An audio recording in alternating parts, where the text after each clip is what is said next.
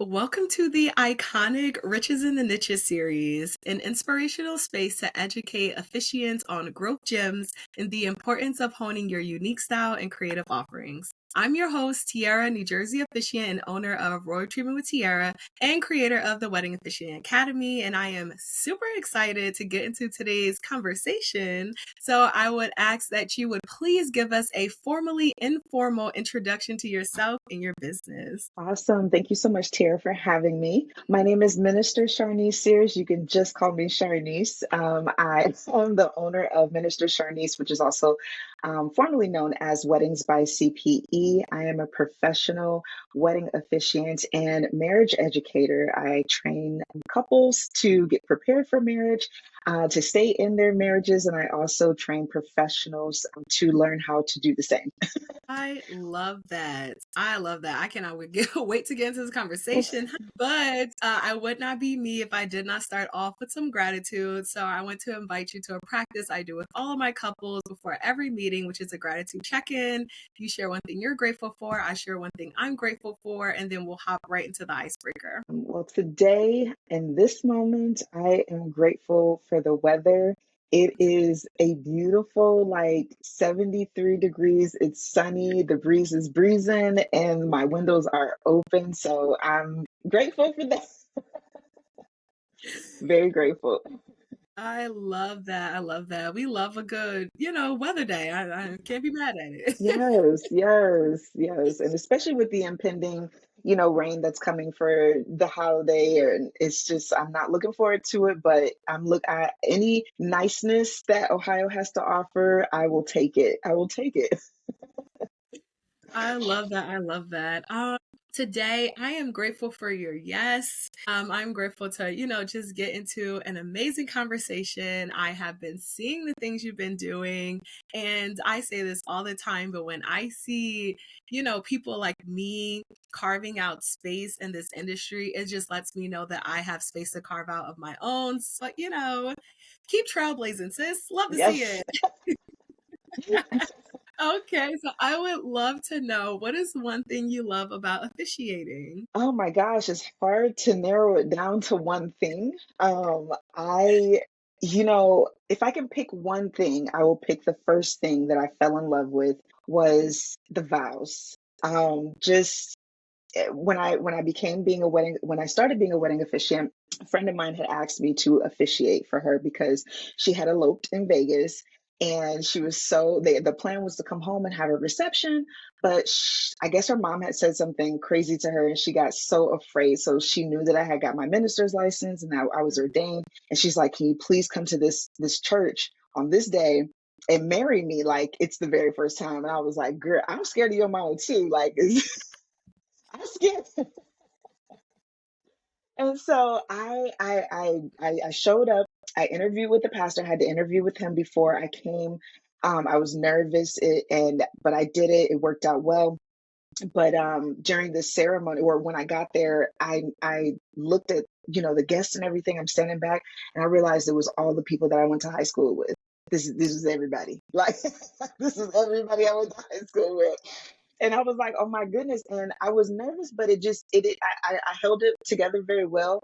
And we were got to the part where we did vows. Everything about their ceremony script was very traditional. They wanted the traditional I do's and all that jazz.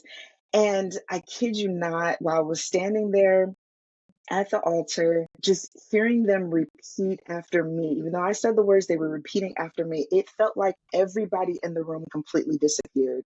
And it was like this pink haze. It was like this pink haze that like went over us. And I don't know if it was my eyelash glitter or what was going on, but I just felt like everybody disappeared except me and the couple. And it was the most romantic thing I've ever seen. And I was like, I have to do this for the rest of my life. This is amazing. And so, yeah, that's what I fell in love with. I still look forward to that moment when it happens. It doesn't happen often, but I'm not gonna lie. It does happen often, especially when the love is genuine, especially when the words are just so beautiful and meaningful, and they just, when they mean it. It's like, oh man, this is it. This is it.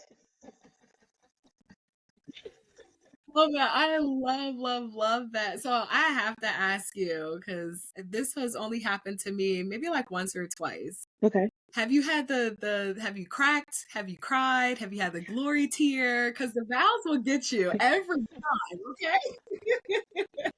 I have. I remember the first time that it happened, clear as day. It was 2018, and I officiated for this couple, and the ceremony was like the way the guests were sitting. It was like a circle, like the semicircles, and the bride walked down the aisle in the middle. And it was all romantic.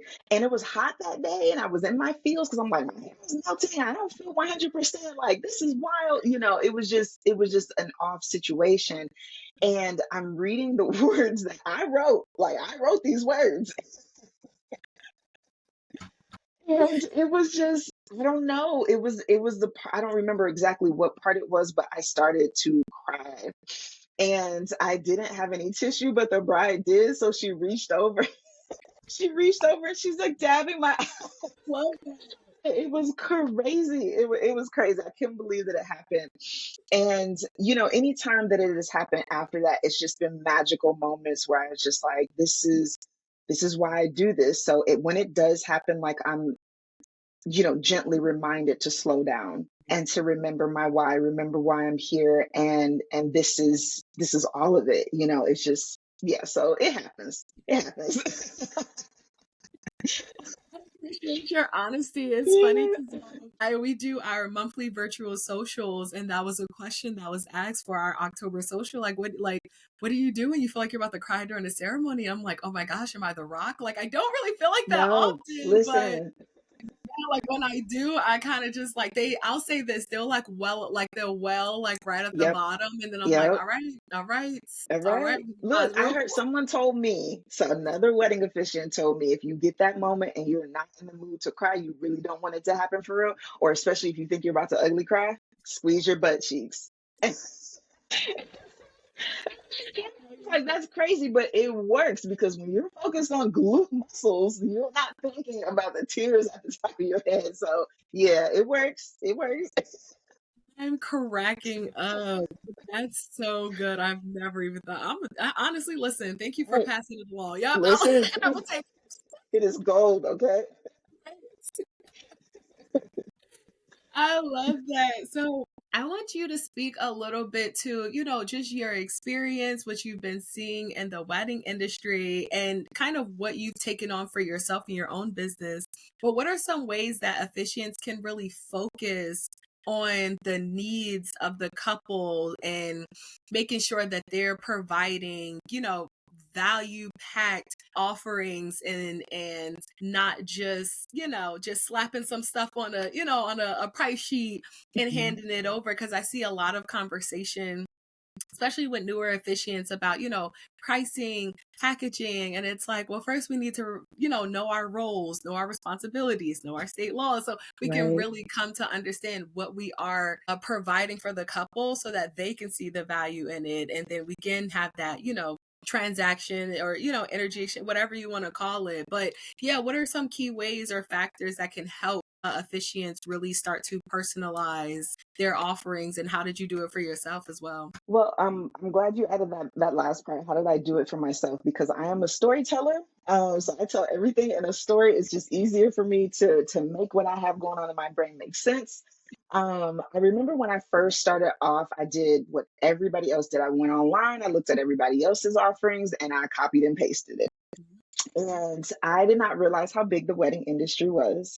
So officiating ceremonies for $150 to $300 became wild. I was officiating left and right. My first year of doing ceremonies, I officiated 49 weddings, which was insane. Okay. Yeah, We have 52 weeks in the year, and people yeah. don't get married during the week anymore. So they get married on the weekends. I never saw my family. It was wild. So I went to a conference, and I was, encouraged to increase my pricing and to offer, at least three different, options for people, with the middle one being the most that people were going to book. That pricing structure, it did work for me. Most couples booked my middle package, the best offering, and then some even upgraded And that was okay, but I still had a lot of weddings. And I realized that with a lot of weddings, I became overwhelmed. Writing custom ceremony scripts was not, I could do it, but it wasn't done to the best of my ability, I can tell. Yeah. I even look back on them now and I can see like the stretch of when I started to change my pricing structure, how the quality of the ceremony script was just like, it was there. You saw the love. Right. But the other ones that I was doing, this is when I was new, of course. So I was using ceremony scripts that were from the internet, websites, and stuff like that. So when I became to hone in on what I really wanted to experience, I wanted to marry couples that were genuine, that were not just, oh, I want to get married because I'm in love, and just these random crazy wild situations that I was in because my pricing was so affordable to everyone. Yeah. So I was encouraged to raise my pricing even more and to limit my offerings. And so right now, if you look on my website, I only have two packages. Either you want, the whole shebang, or you don't. Yep. Yep. And that makes it so much easier for me visually. It makes it easier for me to um, just run my business and run my life. I'm not limited trying to think about, oh, this person doesn't want a custom ceremony. This person wants a copy paste, or this person wants this, or this person wants that. No, you're getting the same value regardless. You just might have additional services, whatever. So all of my ceremonies are exactly the same. Everybody gets a custom ceremony script. Um, Everybody gets the same thing. It's just if you want rehearsal, you want premarital or marriage coaching, you have those options. So that's the only difference. So as just an encouragement for people. Some people want to be booked and busy. Some people want to be booked all the time. They want to do weddings all the time. I say keep your pricing affordable for people. Do what you got to do because there's a market for that. If you don't want to be booked and busy, or you want to make more money per client, and give them a luxury type of experience, Yeah. do it. Your prices raise your prices. They should be able to come to you and only get this certain thing from you. And it should be a very luxury. I just walked into Saks Fifth Avenue. I smell Dolce Yeah. experience. Yes, yes. I love that. I love that. And so it's funny because with our community, we typically get people who are newer coming in, maybe ordained, haven't done any weddings or served, just smaller scale ceremonies. And so one thing that I love that you kind of spoke to was someone told you your pricing was too low, right? Someone casually mentioned it to you, right? And so you took that information and you transformed these services that you were providing. And so I love that you kind of took us a little bit on like the journey with you, but I need you to take us a little bit further, right? Because and I'll tell you why. I'll tell you why. So I'll share a little snippet about my pricing journey. So came in very similar to you. I looked at, the average price of officiants for Northern Jersey, Southern Jersey, and Central Jersey, where I'm located. The range was already crazy. Like Northern Jersey, close to New York, is like 900 average. Central Jersey, about 500, and Southern Jersey, close to Delaware, PA, is like 250 to 350. Mm-hmm. So it's already this like super crazy range. And so when I came in, I did a 3 package model. The only difference between my middle and my top was if you wanted me present at rehearsal. And I quickly learned that the people who wanted me present at rehearsal was the people who venue was 90 minutes away. Right. And then the Mm-hmm. people who are like super close or whatever were like, oh girl, my planner's going to do it. And so I Mm-hmm. quickly realized that my value, at least for my packages, shouldn't have been placed in that. And so with me going to the Fellowship for Change program with Wedding Pro, I was lucky to have a mentor who told me that my prices were too low. Mm-hmm. And then I looked at everyone in my cohort and I was the lowest price officiant up in there. Mm-hmm. And so it's about proximity. It's about putting yourself in positions and being around people where you can see that charging $995 or charging at that $1,500 or $2,000 for a ceremony is not far-fetched, and you don't have to come there with all of the gimmicks, right? Mm-hmm. You come there with your craft, your expertise, your personality, and you learn these things. And so when I'm at $995, and thank God, for the fellowship and just the mentorship that I've received to get me to that place confidently. But, I'm in rooms with people who are like, this is my price and this is my price and this is my price. So what was it like going up in your price, because you were past $1,000 officiant, honey. I don't know if people ain't realized that. If they couldn't understand where I was going with it, that's where I was going with it. Right. But people struggle all the time to even fathom that idea. Mhm. Whereas for me, I can fathom it because I see you and I see other officiants doing it. So I would love to hear just a little bit about, again, your pricing journey, but how did you kind of, what was it like crossing over that like $1,000 threshold, or what was that like? Because mentally we keep ourselves stuck. Yeah. Yeah. It was honestly like it. I have no real words for it. I Yeah. have no real words for it. So I went from 150 and 300 to 500 and 800, or 3, 5, and 8. And then I went to 9 to 1,000. And now it's like, it's, I'm, Yes. I would listen. Listen, It's you wild. ain't gonna say it. Yes, you ain't gonna say It's it. wild. Yes. Um, it was a lot of different things. The jump from, 150 to 300 to 3, 5, and 8 wasn't scary. It was like, okay, I can do this. This is not a problem. But I did get a lot of backlash from the community of wedding pros, like our local community. We had we have wedding groups that are local. And when I tell you those, OG officiants came for my neck, like I was like, oh, y'all, why? Happening? It was just it was a wild thing, because I'm like, I'm my own business. I own my own business. Like, how is anybody mad about what I'm doing? And I've never, even in corporate, like I've experienced my hatred in corporate America, because I did some things. I was aggressive in corporate America. But on my own, owning my own business, I just really didn't expect anybody to say anything, And so I had a friend, who actually who ran her own wedding website that we were on. We went to lunch because we lived in the same community, and I told her, like, "Hey, I'm getting off your site because all these officiants are coming from my neck because of my pricing." And she's like, "Well, why do you charge what you charge? Like, people just want to get married and da da da da da. Like, it shouldn't be all this stuff." And I'm like, I want to be at home with my kids, but I also want to make money. I want to enjoy my summer, but I also want to make money. So I have to do what's best for me." And they're like, "Well, why don't you include rehearsal with your packages? Rehearsal should be included." Have you been to a rehearsal? Have Right. you seen have you seen what they do at these things? People do not behave. They do not show up on time. They do not know what they want. They waste your time. You are there. You're supposed to be there for a half hour to an hour, 45 minutes to an hour, but people will drag you. No, we're not doing that for free. That's nuts. I got to get a baby. And I remember the stress of finding a babysitter, and you got to call people and say, "Hey, I need travel time. I need to get there." Okay, now rehearsals running over. Free? No. Yeah. So that was a problem, but I didn't care. And so that's it. Kind of made me feel like, okay, you've made it. You are where you need to be. You got haters now. Great, you know. And haters that are, I hate to say haters, but like, you worried about the wrong mess, and we end up meeting each other anyways.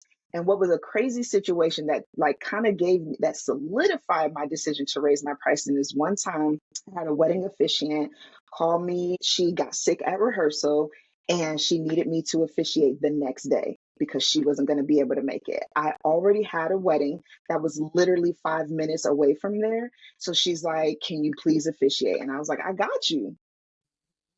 How much do you charge?" And I was like, "Here's my pricing." And she's like, "Oh my God, that's like twice my fee." And I'm like, "Oh no, so sorry. Like, I know what you want me to do." But of course, I felt bad for her. I didn't prepare anything. I didn't do all the meetings. So I was like, "I'll meet your fee. Let's just get it done so we can, I don't want to be a burden to you or to the client. Let's just get it done." And, even just driving to meet her for the license and getting everything filed, because she had all the paperwork, was just like, this is even more money. This is why you should charge more. Like, what do you mean? It was a wild situation. But that's when my pricing was about 3, 5, and 8. And so when I made the decision to jump to 1,000, that $1,000 mark, I was sick with it. I was sick to my stomach. But I really did feel God tell me, like, you can't afford to stay where you are. You just can't. The way that people want you, the where they want you to go, the travel, you don't have time to nickel and dime people for travel and rehearsal and overnight stays and all this other kind of stuff. You can't afford to stay where you are. You're spending more money than what you should be spending, and you're not making it back. So he told me to do it. I raised my pricing, and I kid you not, the day I was sitting at a bar with my friend, I was sitting at the bar and I'm just like, I'm sick to my stomach, about to press the button. I pressed the button, and I kid you not, this girl that was already, she already knew my pricing was going up. So she was like, I'm fine with that. She also asked me, is there a discount for, military? And I was like, oh, it's about to be trouble. And I was like, you know what? Yes, there's a discount for military. Gave her the discount. Not only did she pay my fee, but she paid an extra 10% on top of it. Like, you tip me, and I ain't even, Yep. so that Yep. was just like that confirmation of you're doing exactly what you need to do. And that jump was huge. It was a little slow at first, because I'm sure everybody was like, "What? Why would I pay $1,000 for a wedding officiant? This is crazy. I can get my cousin to do it for free." Yeah, but cousin don't know how to do this, that, and the third. Your uncle who's a pastor, you don't know how to do this, that, and the third. Like, so those jumps were scary. I'm actually about to take another jump. I'm really, really scared. I'm about to jump right with you. Listen, I'm really, really scared, but I know people who've done it, so I'm not that scared. People have gone before me, they've paved the way. So yeah, yeah, that's Listen, pave the way. And it's so good that you speak to that because, again, like for me, it was proximity. I remember like last year, I was sitting in AMM's New York Accelerator, okay. Yeah. and um, at that time, I was in the actual fellowship, and so Bethel's a part of fellowship, and so her pricing is still similar to mine. And I remember officiant Jimmy's like, "Oh, I want to get like you, Bethel," and Bethel like, "You charge 1,800 a ceremony. I'm trying to get like you," and I said, "Now." Okay.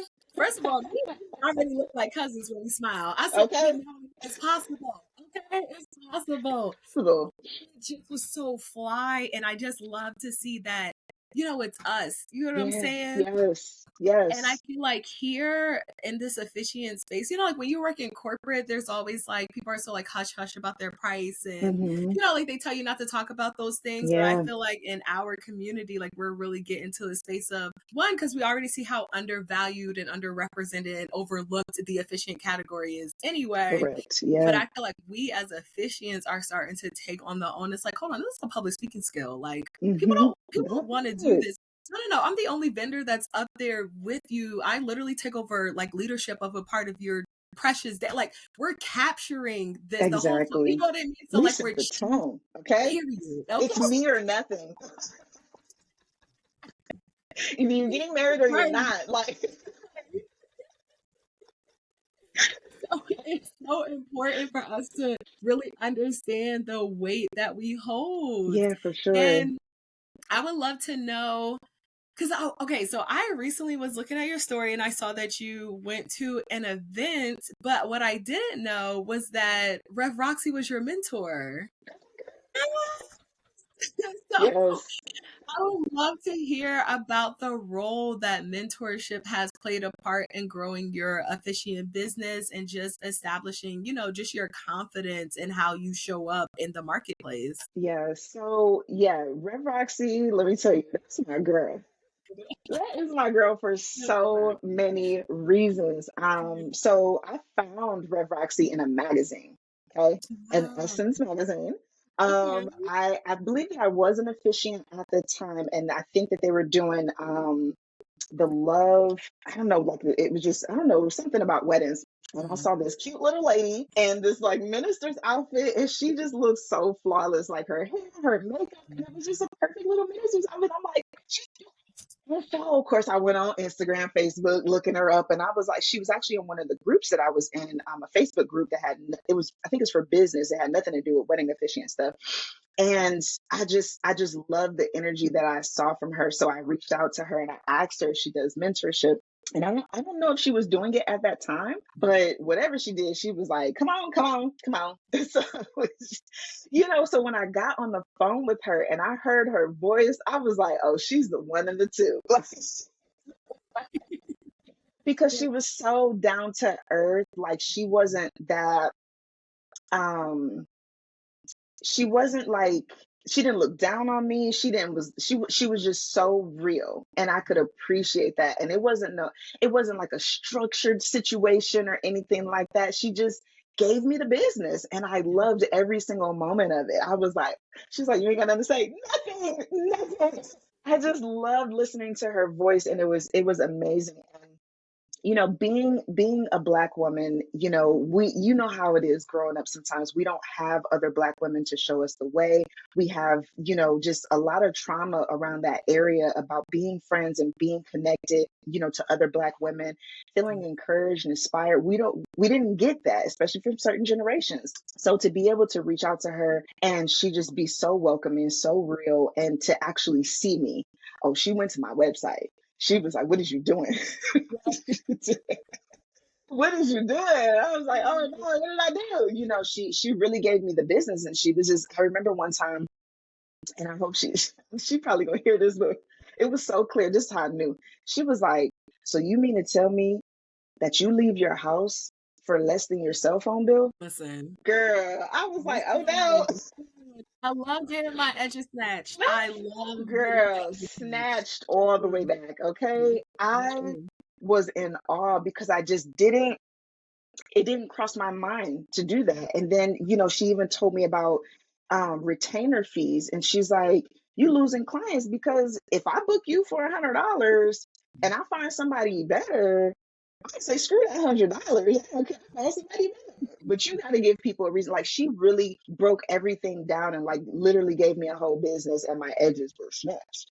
And I didn't have a choice but to get my life together. You can't have somebody speak that kind of life into you and stay exactly where you are. Yes. Wisdom is, it's scarce out here these days. So when you hear, you better hold on to it. And she has been that for me. And I remember when I was sitting down with her and I wrote everything down, I retained all the things, and I just didn't go back. I would not, I didn't interact with her. I didn't text her. I didn't call her. I just stayed away. And then like maybe like a year later, I reached back out to her, and she was like, "What happened to you? What did you do?" And I was like, "You know what? I had all these things to do."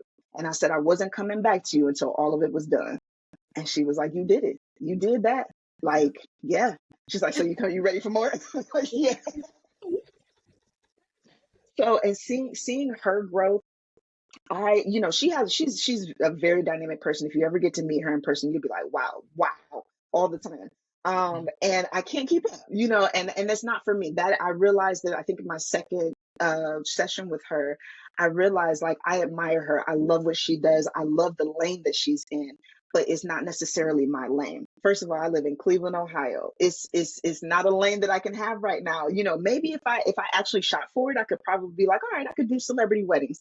I could do this, I could do that, but it's just not the lane that I'm in right now. I have other things, like I love weddings, but I love premarital and marriage education first. So I'm getting my education, my license in marriage and family therapy. So I have those other goals, but I have more things that I want from my clients. I want them to be educated about marriage before they say I do. And I want them to not feel afraid, once you get married and you say I do, and you be like, oh no, what did, what did I do? Now what? Yeah, Now right. what? I want to be that support system. So although weddings are important to me, this education and staying married is even more important. So I figured like I found my lane. I found the where I wanted to be at in this industry, and I'm cool. I'm cool here.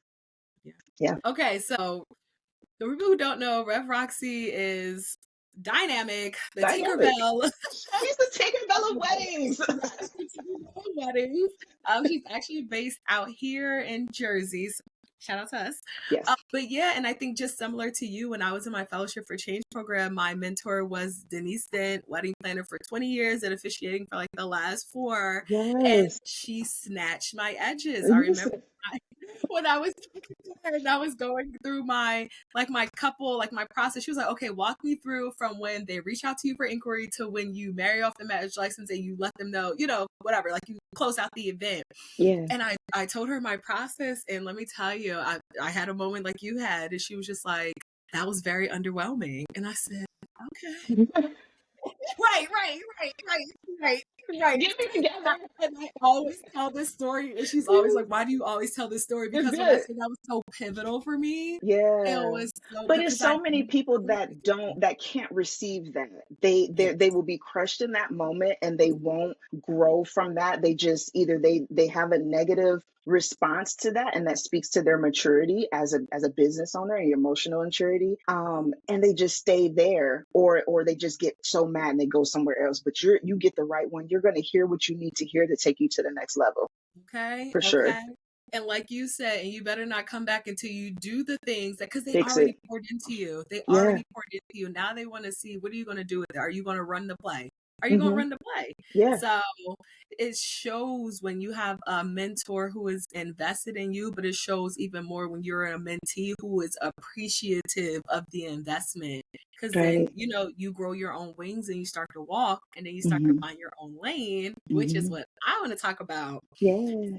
So let's talk a little bit about marriage education and why are you passionate about marriage education? And I do want to ask a question, and this is for your own personal opinion to share with us. But during one of our socials, we had a clergy officiant come in and just shared how he kind of feels like the way that officiants go about business now is like mercenaries. Like we're just here to kill the Mm-hmm. pockets and lead people to divorce because there's not proper preparation. And Right. so we had a little bit of discourse about how some officiants don't feel comfortable giving that Mm-hmm. proper preparation or proper is also Yeah. Yeah. subjective, but giving any type of preparation.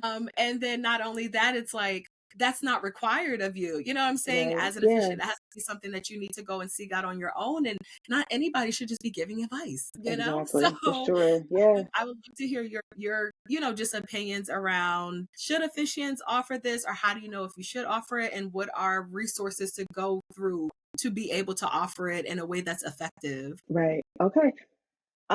Well, how I got into it is a big story that is literally my life story. As a young kid, my parents got divorced. Well, my stepdad and my mom, they got divorced, and I was literally heartbroken because the way that they divorced was like, y'all wasn't arguing, y'all wasn't like, what do you mean divorce? This is wild. So as a teenager, like just not understanding that dynamic when something traumatic happens to you, you don't understand, like either you're gonna run towards it or you're gonna run away from it. Mhm. And I didn't want that to define my life. I remember I was, just as a young adult, I was struggling and figuring out what I was supposed to be doing with my life. Like, who am I? What am I supposed to be doing? I was working in corporate America and I was very successful, but I just struggled to be comfortable and to be like, this is what I'm supposed to be doing. So I remember asking God, like, what am I supposed to be doing? And I remember that was the first time, like, I audibly heard God clear as day say, you're going to be a marriage counselor and have fun. Like, that was it. Like, and I was like, I didn't say okay. And I didn't say, no, I'm not. I didn't argue with it. I just was like, oh. And I just I went about my life, did all the other things other than do what he told me to do. Right. And so I remember one of my clients that came in, he was working in a bank tech for a Christian university. I had never heard of a Christian school, college before ever in my life. Heard of like little preparatory schools, but never a Christian college. And so I looked into it and I saw all the programs. And that was the first time I was ever interested in college. I was like, wait a minute, y'all do this? This is cool. So I went to the college or whatnot, and probably like in my second or third semester, we did a gifts test, a spiritual gifts test. And the professor taught about how spiritual gifts lead you to your purpose, your calling, your career.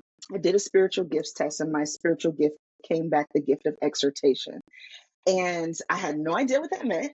So of course I went down this rabbit hole to find out what this big word was and what does it actually mean. And I was like, wow, because I've always gotten in trouble for talking too much in school, getting in trouble, like most talkative, loudest person in the room, all of these things. But all of those negative connotations that came with it was actually my gift this whole entire time. Somebody was actually supposed to say, like, yeah, you have a gift of speaking. Maybe let's use it in an appropriate time and space, And that would have been great. I probably would have figured out my calling a long time ago if somebody would have spoke some positivity in my life. And so I did it, but I didn't hear it, and that's when I ended up getting my minister's license. But it's nothing still made sense until I did that first wedding, and it was like, oh, this is it. This all makes sense. My whole entire childhood, feeling bad for being talkative, having a big mouth, doing all of this stuff. I'm supposed to be a public speaker in this capacity. This is amazing. And so then it became, I think, the next class. So once I was about to get, right before I got my associate's degree in biblical studies, they were like, what's next? What's your next path? Obviously getting your bachelor's degree. So what is that supposed to be? So we went through this whole process of what does exhorters do specifically? What do they do in their careers? And counseling was one of them. And I was like, I don't want to be nobody's counselor. But then it said you may not want to do this off rip, but is this your calling? How do you know it's your calling? Do people randomly come up to you and tell you all their business? Do you be Right. minding your business and then all of a sudden somebody asks your random opinion? Does this happen to you more naturally? Do you naturally gravitate towards people who are struggling, and do you exhort them and give them the encouragement, give them the truth, but give them the encouragement and motivation to keep going? And it was like me checking literally all the boxes. Like, this naturally happens to me. I remember sitting on a plane one time, didn't know nothing about nothing, and this random person telling me about their divorce. I remember being a kid and my first job babysitting, and the mom was like telling me all of her business as a mom. And I'm like 13, 14 years old. You telling me Right. all your business? I remember like the pastor's wife telling me all the dramas and the tea. And I'm just sitting there like, they're like, you're a good listener. Am I? Am I just shocked? It was those little things that came to my memory when it came. So I just like, I guess I'm gonna pursue this. And so when all of these things came together, Symbis, I found out about Symbis through my school. Symbis is a, I don't want to say it's Christian based, but it's Christian based. And so it was an easy certification. You pay a little $200, you go through the process, and you do this. And with my first client, I was so nervous, I was so scared. But I remember being faced with this difficult situation with them. And I was like, oh, this is what this is. Like, this is for real. It's not just listening. It's actually a lot more involved in that. Like, you actually have to have some self-control to not respond to everything that you hear, because wow, what did you just say out loud in front of everybody? Like, it was a lot more into it. And I said, you know what, I need to dig deeper into this. So I did a lot of like getting, a whole bunch of books and materials. I started looking further into the degree of psychology, marriage and family. And I just I just hit the ground running. And so, long story short, I end up getting into Prepare and Enrich. It is a widely used premarital assessment and training program for people that want to be either laypersons, people in a church, people not in a church, people that are, just regular people that are counselors. You can get your CEUs, all this stuff.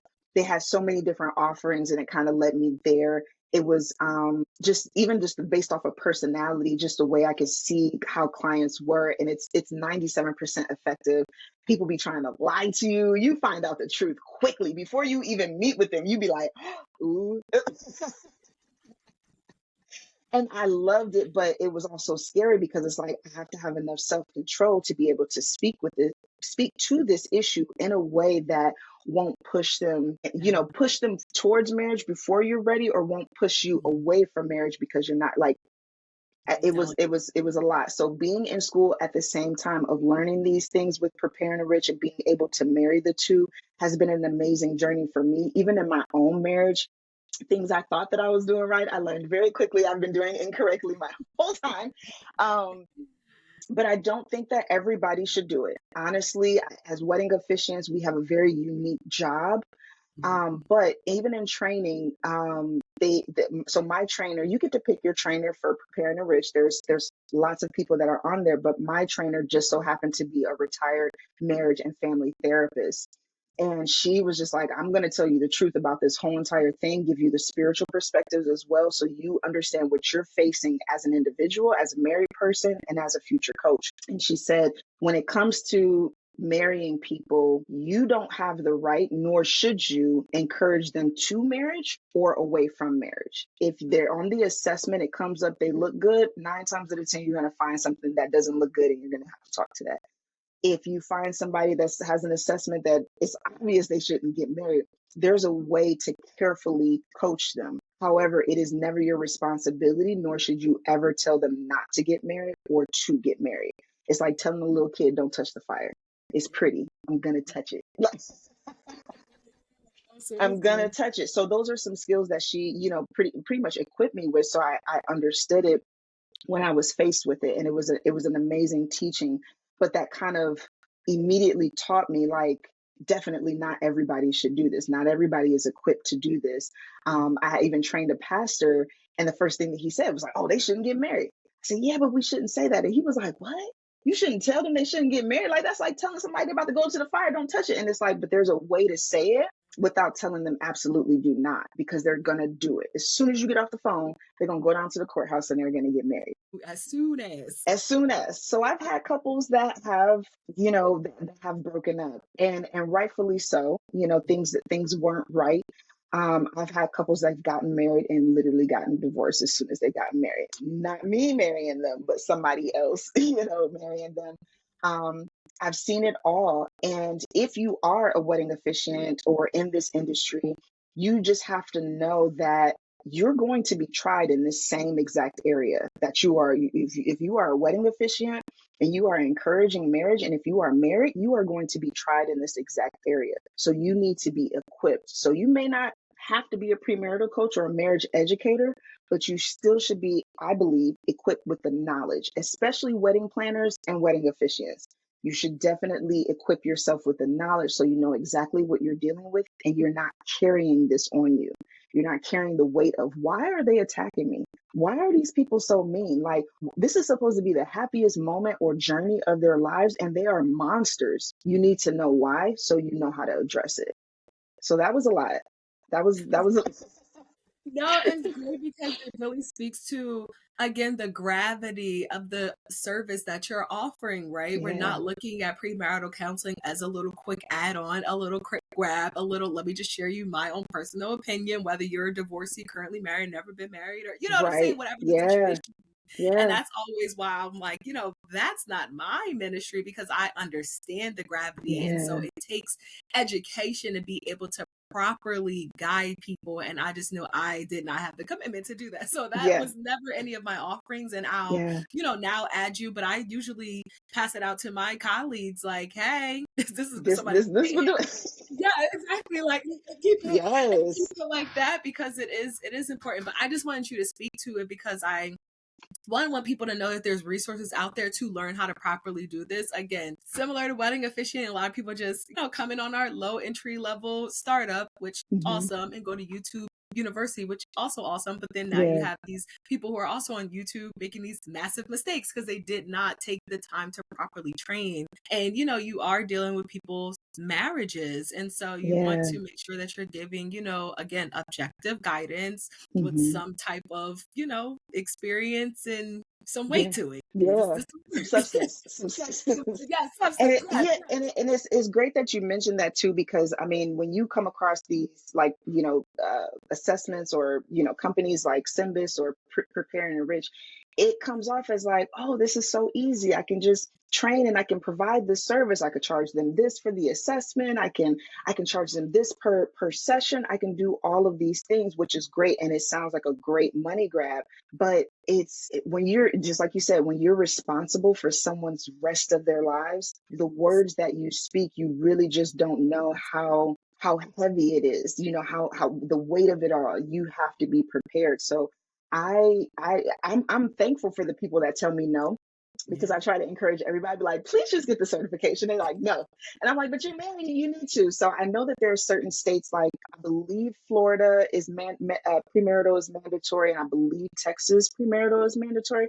I'm not sure wherever anywhere else. But I found out that there are officiants that they don't have any type of certification. They're just Yeah. out here coaching Yes. these people because it's required, or just signing off saying that it happened and it really didn't happen. And it's like, please get some type of certification. Like, you really don't want this type of thing on your soul. You Yeah. know how devastating it is. Like, and people have these memes and they are funny, but it be true. When you look up your client and you see the name, you be like, oh no. And then you go down a rabbit hole, like, what happened? Who did what? You know, I need answers. And then you go look up their marriage license online and see if they got divorced for real. Like, you be know that rabbit hole that you're going down is actually like something internal that you're going through, because you are a part of that as well. Yeah. And it is heartbreaking. It does something to you internally. It does something to your subconscious. And that is a heavy weight. You know, you don't want to be responsible. I looked online today, and one of my clients, that they were engaged, but they just the groom, he or potential groom, he wouldn't commit. Like, he committed in so many other different ways, but he would not commit to the wedding date.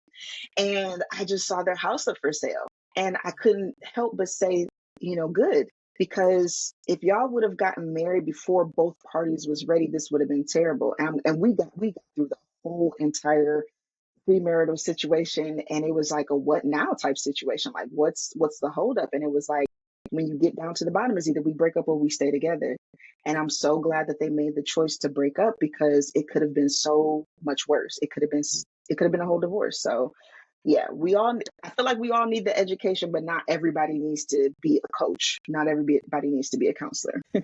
Love that. I love that because it's very true. But I just wanted you to quickly, because I know we're running out of time, and I'm Yeah, so mad because we might just have to come back for a part two, I'm honey. Because down. I'm down for that.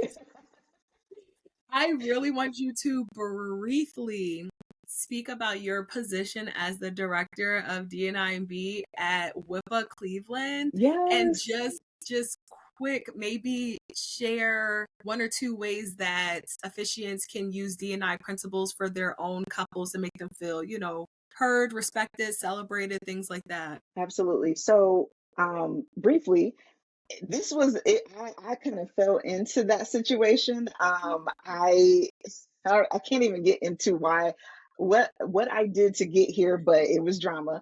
But I got here and I accepted the position, and I am learning. So I Yeah. don't have all the answers. I am learning just like everybody else.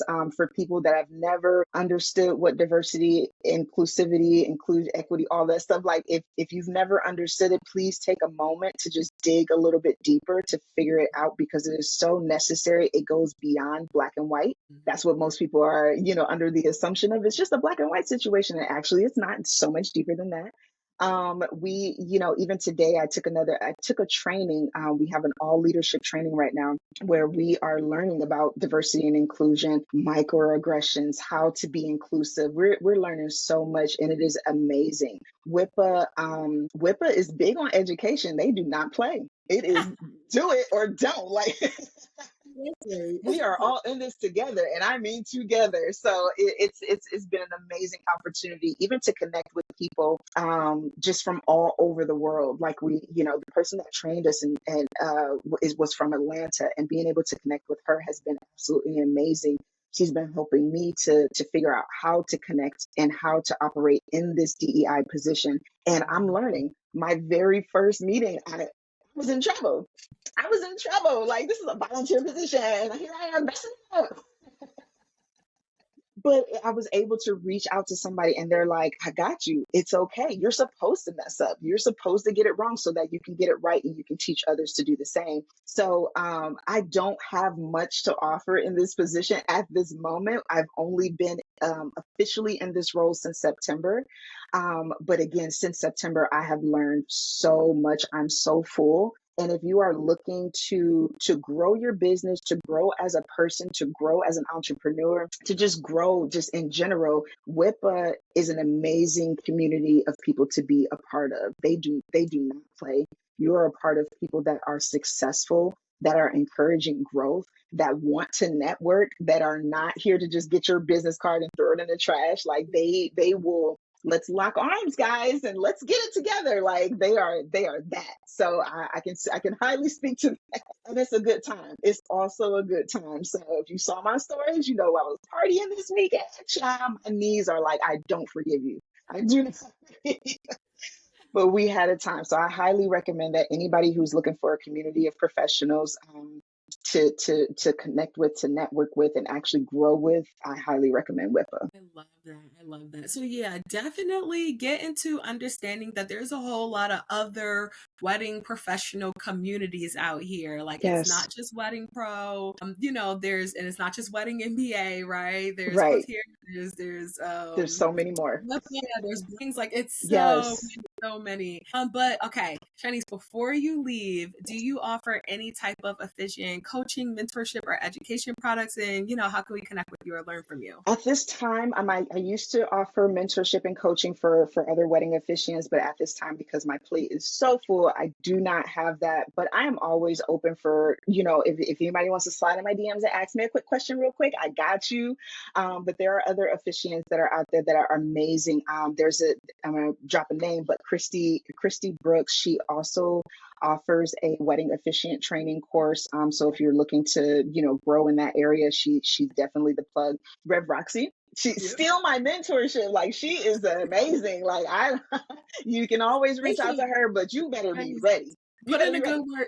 Put in a good word for us, okay? We would love to have her on this series. Put in a good Yes, word for us. absolutely. She's the one. I love it. So she's great. So there's so many other officiants that have the time. I don't know if I will be doing that in the future, but I'm just not doing that at this time. But if anybody wants to connect with me, you can find me on Facebook, Instagram at minister_Sharnise_Sears, or you can go to my website, ministersharnisesears.com. You can also email me at ministersharnise@weddingsbycpe.com. I love that. Well, thank you so much for your time, Yeah, for thank you your for having gems, me. for your Yes. transparency, and for literally pouring into us, me, our community, and just how you show up every day. Thank you. Yes, you're welcome. Thank you so much for having me. I really appreciate it. Absolutely. We will see you on the next episode. Bye, All right, guys. bye.